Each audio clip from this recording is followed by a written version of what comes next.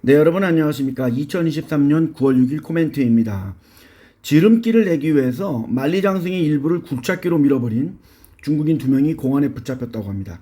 이곳은 산시성의 유위현에 위치한 중국 국가급 명승지로 등록이 되어 있으며 유네스코 세계문화유산에도 등재가 된 곳입니다. 네, 사진 첨부했고요. 카페에는요. 정말 대단한 민도입니다.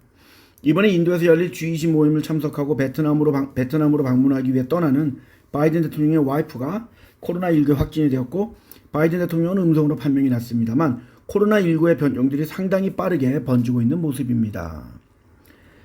호주에 있는 쉐브론의 액과 천연가스 공장에서 일하는 근로자들이 분쟁이 확대되면서 9월부터는 2개의 주요 수출 공장에서 9월 7일부터는 부분적으로 생산을 중단하고 9월 14일부터는 완전히 중단하겠다고 발표하면서 천연가스 또한 가격이 오르고 있습니다. 그리고 사우디아라비아와 러시아가 올해 말까지 원유의 공급량을 줄이겠다고 발표가 했거든요. 그러면서 유가까지 오르고 있습니다. 이렇기 때문에 유가가 오르면 아무래도 인플레에 대한 우려가 커지겠죠. 그러다 보니까 이제 주식시장이라든지 좀 약간 하락을 했고, 채권 시장은 약간 금리가 올라오는 그런 모습을 어저께 보였습니다. 골드만삭스는 미국의 CPI가 내려오고 있고 고용시장도 견조한 모습을 보이고 있기에 더 이상 금리를 인상할 필요가 없다고 했으며, 미국이 향후에 불황에 빠질 가능성도 적다고 했습니다. 원래 골드만삭스는 이게 이제 불황이라는 거, 영어로 리세션은요, 2분기 연속으로 경제가 후퇴하는 것을 말합니다. 그러니까 즉 미국이 2분기 연속으로 경제가 후퇴하는 불황에 빠질 가능성은 전에는 20%로 봤지만 지금은 15%로 낮췄습니다. 최근 최초로 달의 남극에 도착을 했고, 또한 그 우주선이 제자리에서 40cm가량 점프를 했답니다. 이 점프하면 이륙할 때 좀 편하겠죠? 그런 걸 발표한 인도는 일본과 함께 2025년에 달에 탐사선을 보내서 달에서 물을 찾는 공동 임무를 하기로 했다고 합니다. 중국과 러시아도 달에 기지를 설치하기 위해 추진 중이며 2025년까지 후보지를 결정하고 2035년에 완공을 하고 2036년부터는 운용을 할 계획이라고 발표했습니다. 우리나라도 국제적인 협력이 필요한 상황임을 느끼고 있습니다. 우리 지금 아르테미스 계획인가요? 미국에서 달 탐사하는 거, 거기 여러 나라들한테 그중에 우리나라가 들어가 있긴 하지만 그것보다는 이런 식으로 좀 이렇게 우주 강대국들과의 협업이 좀 필요한 상황입니다. 사실 인도와 일본은 역사적으로 상당히 친한 상태입니다.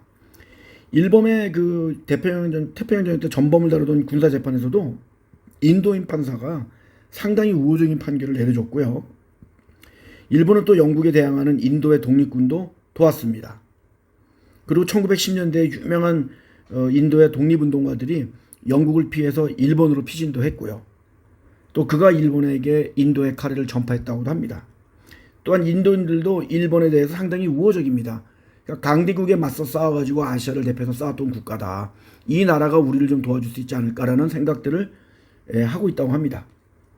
오픈 AI의 공동 설립자이자 CEO가 인도네시아의 그 10년 만기 골든 비자를 첫 번째로 받은 사람이 되었고, 인도네시아 정부는 그가 국내 AI 산업 발전에 기여하길 바란다고 했습니다.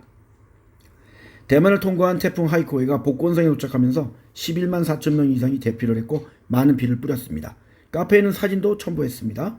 최근 싱가포르를 포함한 많은 동남아시아 국가의 대기질이 나빠지고 있고, 이것은 인도네시아의 건조한 날씨에 또 산불로 인한 연무가 퍼지고 있기 때문입니다. 그래서 굉장히 좀 어둡고 이런 태양이 잘 안 나오는 모습입니다. 중국은 미국과 기타 경쟁 국가를 따라잡기 위한 노력을 강화하고 첨단 기술을 발전시키기 위해서 400억 불, 53조 4,440억 원 정도 규모의 기금을 모아서 새로운 펀드를 출시할 예정입니다. 이것은 얼마 전에 화웨이가 미국의 제재에도 불구하고 자체적으로 반도체 칩을 개발한 것에 고무가 되었고, 또 최근 문제가 되고 있는 사우디아라비아를 포함한 중동 국가를 우회한 반도체 수입이 현재는 뭐 그렇게 제재가 없다고 미국이 발표를 했습니다만 아마 곧 제재가 생길 것으로 보고 있기 때문에 만들었다고 생각합니다. 필리핀의 8월의 CPI는 식료품과 운송비의 증가로 인하여 7개월 만에 처음으로 상승했고 작년 동기 대비 5.3% 상승했습니다.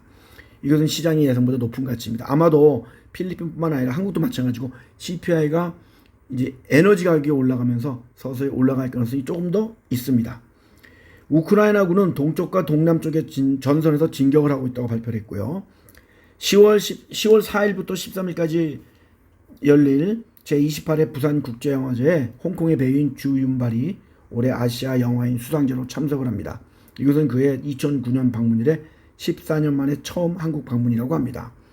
드러머였던 찰리 와트가 2021년에 사망을 한 후에 처음으로 롤링 스톤스 그룹은 18년 만에 처음으로 앨범을 발표한다고 합니다.